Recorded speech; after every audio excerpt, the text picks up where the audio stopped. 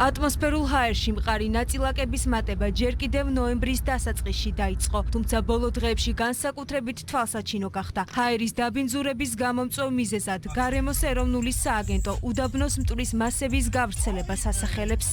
საქართველოს ტერიტორიაზე ატმოსფერულ ჰაერში ბოლო პერიოდის განმავლობაში მომატებულია მყარი ნაწილაკების PM10 და PM2.5-რის შემცველობა. ეს ტრანსსაზღვრო მოვლენა არის და როდესაც გარემოს ეროვნული სააგენტო აღნიშნულთან დაკავშირებით ავრცელებს განცხადებას, ეყრდნობა ჩვენი ჰიდრომეტეოროლოგიის დეპარტამენტის და ასევე საერთაშორისო პროგნოსტიკული ცენტრების პროგნოზებს, ინფორმაციას.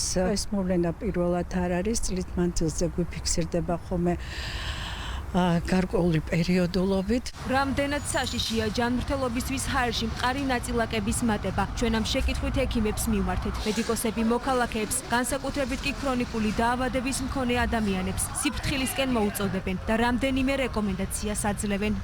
ვეცადოთ მაქსიმალურად რომ ვიმყოფებოდეთ შინ, ან ვეცადოთ მაქსიმალურად რომ გარეთ არ გადავადგილდეთ დიდი დროის განმავლობაში. ასევე არ არის მიზანშეწონილი განიავება, ძველი წესით მოხდეს ოთახის დალაგება და რა თქმა უნდა ზედმეტი ფიზიკური აქტივობისგან შევეკავოთ თავი. განსაკუთრებით სიფრთხილით კი უნდა მოეკიდნონ ისეთი ადამიანები, რომლებსაც აქვთ ქრონიკული ფილტვების სხვადასხვა სახის დაავადებები, მაგალითად ფილტვების ქრონიკული ობსტრუქციული დაავადებები, ბრონქული ასთმა და სხვადასხვა სახის პულმონოლოგიური პრობლემები.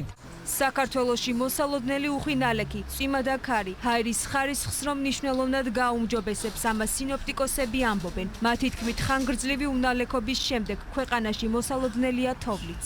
ხანგრძლივი უნალექო ამ პერიოდის მერე საქართველოში კვლავ მოსალოდნელია ნალექიანი ამინდი. დღეს და ხვალ დასავლეთ საქართველოს უმეტეს რაიონში და აღმოსავლეთ საქართველოს ზოგიერთ რაიონში მოსალოდნელია წვიმა, მთიან და მაღალმთიან ზონაში თოვლ-ჭყაპი და თოვლი, უმეტწილად ღამის საათებში. წვიმა და ქარი ხელს შეუწყობს საქართველოს ტერიტორიაზე ატმოსფეროში დაფიქსირებული მყარი ნაწილაკების რაოდენობის შემცირებას, რაც რა თქმა უნდა დადებითად იმოქმედებს ჰაერის ხარისხზე. უხვი ნალექი და ქარი საქართველოში 3 დეკემბრის ჩათვლით გაგრძელდება, რაც ატმოსფერულ ჰაერში მომატებულ მყარ ნაწილაკებს შეამცირებს.